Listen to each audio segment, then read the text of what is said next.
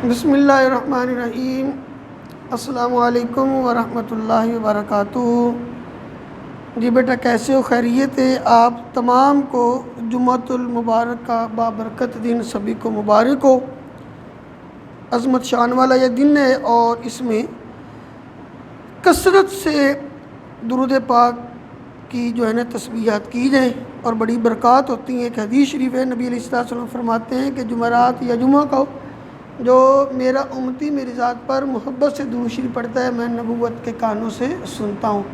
تو گاہے بگاہے اٹھتے بیٹھتے چلتے پھرتے وضو ہو یا نہ ہو، نبی علیہ الصلوۃ والسلام کی ذات بابرکات پر درود شریف کو بھی اپنا شعار زندگی بنائیں۔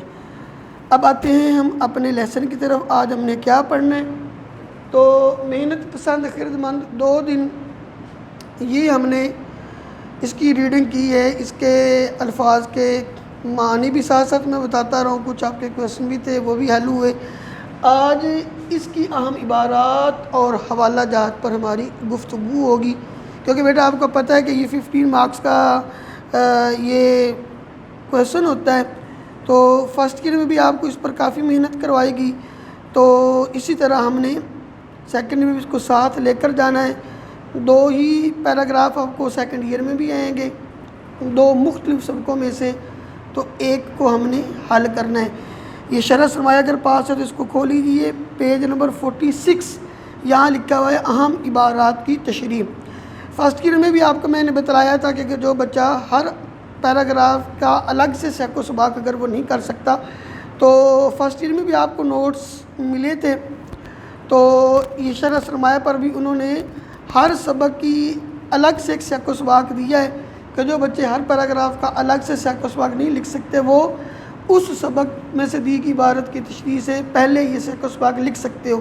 تو یہ جو محنت پسند خرد مند پیج نمبر 46 پر جو یہ عبارت دی ہے، ابتدا میں نوٹ بھی انہوں نے مینشن کیا ہوا ہے، تو یہ میں آپ کو سیک و سباق والا پیراگراف پڑھ کر سنا دیتا ہوں کہ اگر آپ ہر پیراگراف کی الگ سے سیک و سباق نہیں لکھ سکتے تو یہ لکھ سکتے ہو۔ یہ دیکھنا لکھا ہے کہ تشریح طلب اقتباس، اقتباس اسی پیرا کو ہی کہتے ہیں۔ اردو کی ہماری درسی کتاب کے سبق کون سا؟ محنت پسند خرد مند سے لیا گیا ہے۔ تو یہ سبق جو نام ہے، عنوان ہے، یہ آپ انورٹڈ کاماز میں لکھیں گے۔ آگے لکھا ہے کہ جو مصنف کی مشہور زمانہ کتاب نئے رنگ خیال، یہ ماخذ ہے، اس سے بک سے یہ لیا گیا، سبق سے منتخب کیا گیا، یعنی اسے لیا گیا۔ سبق میں مصنف غیر معروف کرداروں کی زبانی ہمیں محنت کی عظمت کا احساس دلاتے ہیں، یعنی اس کے اندر غیر معروف کردار بنے ہوئے، جس طرح وہ ہم نے کل پڑھا تھا تدبیر اور مشورہ، وہ ایک سیب کے درخت پر جھولا ڈال کر وہاں جھولا جھول رہے تھے اور پھر لوگ ان کے پاس گئے، تو اب تدبیر اور مشورہ حقیقت میں کسی انسان کا تو نام نہیں ہے، لیکن یہ معروف غیر معروف کردار ہے، غیر معروف جو پہچانے نہیں جاتے، تو وہ غیر معروف کرداروں کا نام لے کر اصل مقصد اور مدعا جو مصنف کا وہ یہی ہے کہ وہ ہمیں محنت کی طرف لا رہا ہے کہ تم اس محنت کو، تگوداز کو اپنی زندگی کے ایک حصہ بناؤ، کیونکہ محنت سے ہی لوگ ترقی کی طرف بڑھتے ہیں۔ تو اب وہ کہتے ہیں کہ غیر معروف کرداروں کی زبانی ہمیں محنت کی عظمت کا احساس دلاتے ہیں۔ وہ بتاتے ہیں کہ ہم جب تک محنت کرتے رہے تو ہماری زندگی میں ایک ہی موسم موجود رہا، یعنی بہار کا موسم۔ اب بہار کے موسم سے مراد یہ ہے کہ ہمہ وقت ہر حوالے سے ان کو وہ سہولیات اور فراوانی ملتی تھی، لیکن اگر ہم اپنے کام سے انصاف نہیں کرتے تو ہم محتاجی کے قریب پہنچ جاتے ہیں اور ہماری دنیا میں کوئی قدر نہیں رہتی۔ بچہ اگر وہ پڑھنے میں اس کی دلچسپی نہ ہو، وہ کیئر لیس ہو جائے، ذہانت فطانت ہونے کے باوجود وہ محنت نہیں کرتا، تو پھر وہ کامیاب نہیں ہو پاتا۔ اس لیے مصنف ہمیں محنت کی بدولت کامرانی اور کامیابی کی طرف لے جانے کا متمنی ہے۔ متمنی کا معنی ہوتا ہے خواہش مند۔ اب یہ اس کا پیراگراف کا جو یہ پیراگراف ہے یہ سیک و سباق کا ہے، تو اب اس سبق میں سے کوئی بھی اگر پیرا ہے تو آپ اس کی ابتدا میں یہ سیک و سباق لکھ سکتے ہو۔ اب اس کے بعد بیٹا عبارت اس میں سے کون سی کرنی؟ ویسے تو ٹوٹل ہیں بھی اس کے اندر، انہوں نے عام جو عبارتیں دی ہیں وہ 9 عبارتیں دی ہوئی ہیں، لیکن میں نے کس کا انتخاب کیا؟ عبارت نمبر 2، عبارت نمبر 4، عبارت نمبر 5 اور عبارت نمبر 8۔ ان کو آپ نے بہت زیادہ اچھے سے کر لینا، اور جو حوالہ جاتے وہ آپ سبھی کے یاد کر لیں، یعنی جو نمایاں انہوں نے کچھ حوالہ جات میں نہیں تھے لکھے، میں نے شرح سرمایہ سے ہی لکھے ہیں۔ تو اس کے علاوہ بھی اگر آپ چاہتے ہو تو آپ اس سے حوالہ جات لے سکتے ہو۔ یہ کچھ جو میں نے لکھے ہیں اس پر پہلے بحث کر لیتے، پھر اس کے بعد اگر کوئی مزید مجھے اچھا لگا تو آپ کو پیج نمبر بتا کر اس پر بھی گفتگو ہوگی۔ ایک اس میں یہ ہے کہ پہلا جو حوالہ یہ نبی صلی اللہ علیہ وسلم کی حدیث ہے، اور یہ کہاں سے ہے؟ رواہ مسلم۔ رواہ مسلم، اس کو امام مسلم نے اپنی مشہور زمانہ کتاب مسلم شریف کے اندر نقل کیا کہ نبی کریم علیہ الصلوۃ والسلام فرماتے ہیں کہ ہر بچہ فطرت اسلام پر پیدا ہوتا ہے، اس کے والدین اس کو یہودی یا عیسائی بنا دیتے ہیں۔ یعنی جب بھی بچہ پیدا ہوتا ہے تو وہ فطرت اسلام پر ہی پیدا ہوتا ہے، وہ گناہوں سے پاک اور منزہ ہوتا ہے۔ ہاں پھر اس کے والدین اگر مسلمان ہو گئے تو وہ پھر مسلمان ہوگا، اگر وہ کرسچین ہے تو وہ بھی کرسچین ہوگا، وہ کسی بھی مذہب، کسی بھی دین، کسی بھی دھرم، کسی بھی مسلک سے والدین کا تعلق ہوگا تو اس کے جو اولاد ہے وہ انہی کے نقش قدم پر چلے گی۔ تو یعنی اس میں اب اس سبق سے اس حدیث کا کیا وہ واسطہ بن جاتا ہے؟ وہ یہ کہ جب دنیا کے اندر انسان آتا ہے تو پاک پیدا ہوتا ہے، لیکن وہ ارد گرد کے ماحول کو دیکھ کر وہ اس ماحول میں اپنے آپ کو ڈالتا ہے۔ اگر اس کو صحبت اور اگر اس کو کمپنی اچھے لوگوں کی مل جائے تو وہ اچھا بنے گا، لیکن اگر وہ نشہ کرنے والے لوگ، 2 نمبر قسم کے لوگ، اگر ان کے ساتھ اس کی صحبت ہوگی تو وہ برا بن جائے گا۔ بلکہ شیخ سعدی فرماتے ہیں کہ صحبت سال ترا سال کنند اور صحبت تال ترا تال کنند، اس کا ترجمہ یہ فارسی کا شعر ہے، اس کا ترجمہ یہ کہ جو نیک بندوں کی صحبت ہے انسان کو نیک کرتی ہے، اور بیٹا جو برے بندے کی صحبت ہے وہ انسان کو برا کر دیتی ہے۔ صحبت کا بڑا اثر ہوتا ہے۔ اور میاں محمد بخش رحمۃ اللہ تعالی علیہ جو کشمیر کا ایک علاقہ ہے کھڑی شریف، وہاں ان کا مزار ہے، اور انہوں نے پنجابی زبان کے اندر بہت ساری حدیثوں کا ترجمہ کیا ہے۔ تو ابھی یہ جو صحبت والا میں نے فارسی کا شعر سنا ہے، اس کا جو پنجابی اگر آپ ترجمہ چاہتے ہیں تو وہ عارف کھڑی میاں محمد بخش رحمۃ اللہ تعالی علیہ فرماتے ہیں کہ وہ سمجھاتے ہیں کہ برے بندے دی صحبت یارو جویں دکان لوہاراں، سودا کپڑے بھاویں کنج کنج بئی یہ چنگا پین ہزاراں۔ وہ مثال دیتا ہے کہ برے بندے کی صحبت اس طرح ہوتی ہے کہ جس طرح ایک لوہار کی بھٹی ہے، لوہار کی بھٹی کے قریب ہم بیٹھ جائیں گے تو کوئی نہ کوئی چنگاری آ کر ہمارے کپڑوں کو وہ سوراخ کر دے گی۔ تو برے بندے کی بھی صحبت ایسی ہی ہوتی ہے، ہم اس سے گفتگو نہ بھی کریں لیکن اس کی صحبت کا جو ہے نا وہ بڑا اثر ہوتا ہے۔ تو یہ مثال دی برے بندے کی صحبت، اور نیک بندے کی صحبت کی انہوں نے مثال دی کہ چنگے بندے دی صحبت یارو جویں دکان اتاراں، اتار کہتے عطر فروش کو، چنگے بندے دی صحبت یارو جویں دکان اتاراں، سودا بھاویں مل نہ لئیے ہلے آن ہزاراں۔ نیک بندے کی صحبت کا اثر یہ ہوتا ہے کہ آپ جس طرح ایک عطر فروش کی دکان میں چلے جاتے ہو، آپ وہاں نہ بھی کوئی عطر کی شیشی خریدو، جب تک آپ اس دکان میں بیٹھیں گے تو آپ خوشبوؤں میں ہی رہیں گے، آپ کو خوشبو ملتی رہے گی۔ تو نیک بندے کی بھی صحبت کا ایسے ہی اثر ہوتا ہے۔ تو یہی ہے کہ جو بچے کو بھی جو اس کی صحبت ہے وہ اس طرح جس طرح والدین ہوں گے ایسے ہی ان کی اولادیں بھی ہوگی۔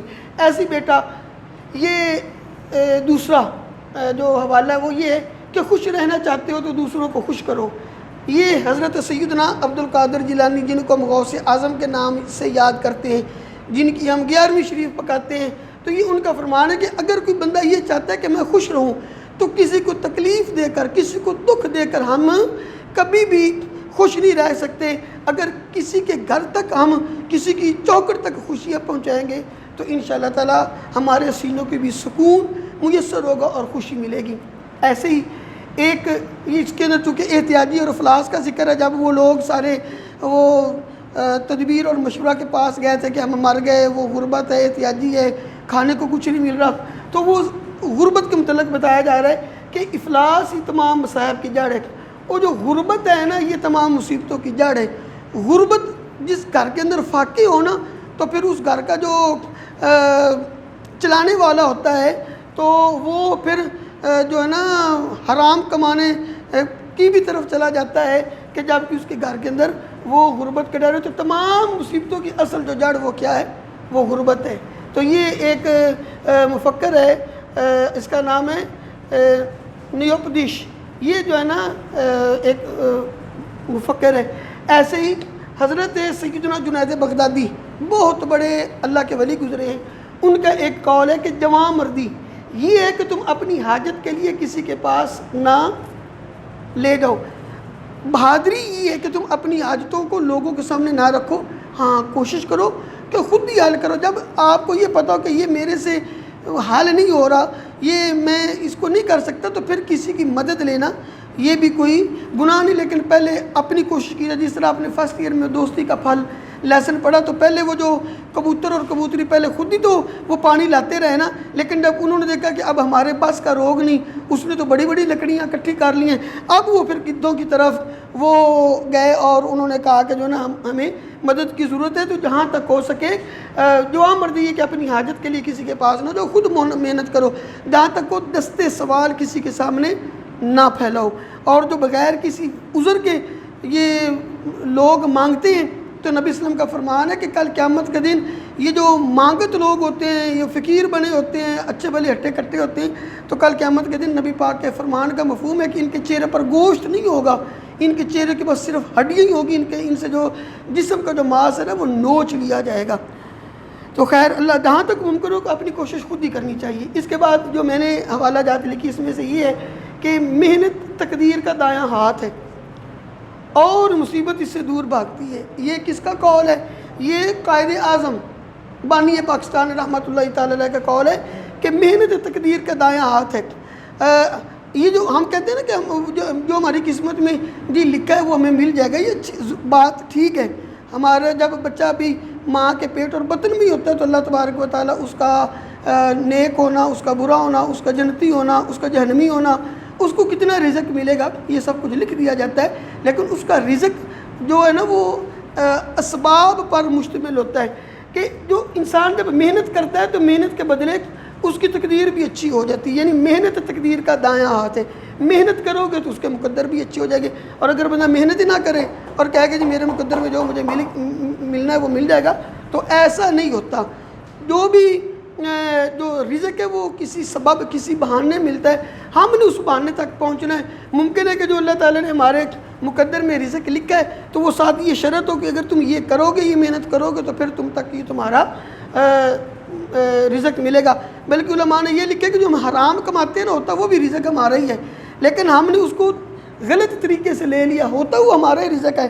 لیکن اگر ہم صبر کرتے تو وہی رزق اگر حلال رستے میں ہم نے لینا ہوتا تو اللہ تبارک و تعالیٰ کسی اور حلال طریقے سے ہمارے گھر تک پہنچا دیتا ہے. لیکن انسان ناشکر ہے اور وہ پھر اس طرح حرام کے کاموں میں پڑ جاتا ہے. تو یہ 5 جو حوالہ جات جو ہے نا یہ میں نے ادھر لکھے ہیں, ان کو بھی آپ کر لینا. اس کے علاوہ اور بھی یہ دیکھنا پیج نمبر 47 پر یہ ٹینیسن کا قول ہے کہ ایک خوش مزاج شخص وہ ہے جو دوسروں کو خوش مزاجی عطا کرے. تو ایسے ہی ایک اور دانا کا قول اسی پیج پر عبارت نمبر 2 کے اوپر کہ لوگوں کے دلوں میں خوشی کا کمل, خوشی کا پھول کھلانا 1000 جو زیارتوں سے افضل ہے. ایک ہے کہ فلاں دربار پر چلے جاؤ, فلاں دربار پر چلے جاؤ, لیکن کسی دکھی بندے کو کسی اپنے عمل سے خوش کر دینا یہ بھی ایک 1000 زیارتوں سے افضل ہے, یہ بھی ایک عبادت ہے. اس طرح یہ عبارت نمبر جو 2 اس کی جو ہے نا ابتدا میں یہی پھر انہوں نے حدیث لکھی ہوئی ہے مسلم شریف کی. اور اس کے علاوہ عبارت نمبر جو ہے 4 اس کی تشریح میں کوئی حوالہ نہیں ہے, اس میں آپ یہی لکھ لینا. ویسے میں حوالہ جب سبھی عبارتوں کے بتانے لگا ہوں. عبارت نمبر 5 اس میں حضرت جنید بغدادی کا بھی قول ہے, وہ ادھر میں نے لکھا ہوا ہے, اور افلاس تمام مصائب کی جڑیں یہ بھی میں نے لکھا ہوا ہے. ایسے ہی پیج نمبر 51 پر ہے کہ کامیابی صرف ایک بار دروازہ کھٹکھٹاتی ہے مگر مصیبت دن رات میں کئی مرتبہ تم پر حملہ کرتی ہے. تو اس لیے اگر کامیابی کا جب سہرا ہمارے سر پر باندھا جاتا ہے تو اس کو ویلکم کہنا چاہیے, نہ یہ کہ چلو ہم پھر کامیاب ہو جائیں گے, ایسی بات نہیں. ایسی شیخ سعدی کے ایک قول پیج نمبر 52 پر ہے عبارت نمبر 6 کی تشریح میں دوست وہ ہے جو مصیبت اور پریشانی میں دوست کا ساتھ ہے. ایسے شیکسپیئر کا بھی قول ہے کہ خدا مصیبتوں کو قائم رکھے کیونکہ انہی کی بنا پر ہم دوست دشمن کی پہچان لیتے ہیں. اگر کسی پر کوئی اوکھا ویلا مشکل ویلا آئی نا تو پھر دوست اور دشمن کا پتہ نہیں چلتا۔ ایسی عبارت نمبر 7 اس میں ہے کہ مصیبت زدہ کا واحد سہارا ایک امید ہوتی ہے، اور ایسے ہی اسی میں آگے ہے کہ ایک اور حوالہ، امید آفتاب کی مانند ہے، جب ہم اس کی طرف قدم بڑھاتے ہیں تو ہمارے مصائب کا عکس ہم سے دور ہو جاتا ہے۔ آفتاب کہتے ہیں بیٹا سورج کو۔